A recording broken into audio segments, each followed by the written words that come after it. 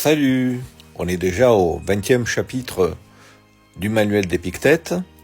Et là, manuel d'Épictète, Épictète il va assez fort. Tu verras.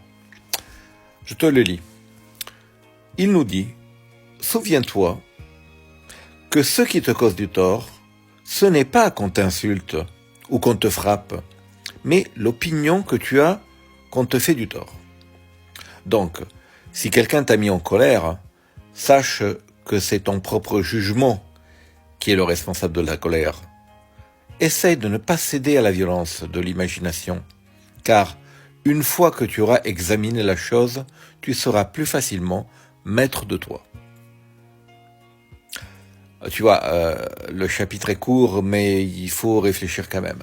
Car si on m'insulte, on me frappe, il est très difficile de dire que c'est que mon interprétation qui va me mettre en colère. Il y a eu quand même une action de l'autre. Mais qu'est-ce qu'il veut nous dire, Épictète ?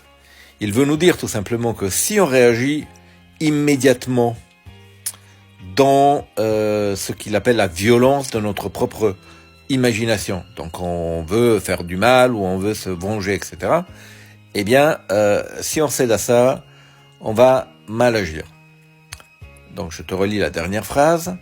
Essaye de ne pas céder à la violence de l'imagination, car une fois que tu auras examiné la chose, tu seras plus facilement maître de toi.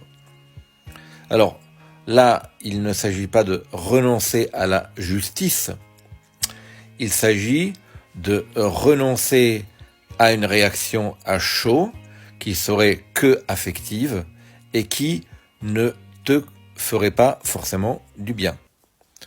Voilà, j'espère que tu as compris la leçon d'aujourd'hui et je te dis à demain.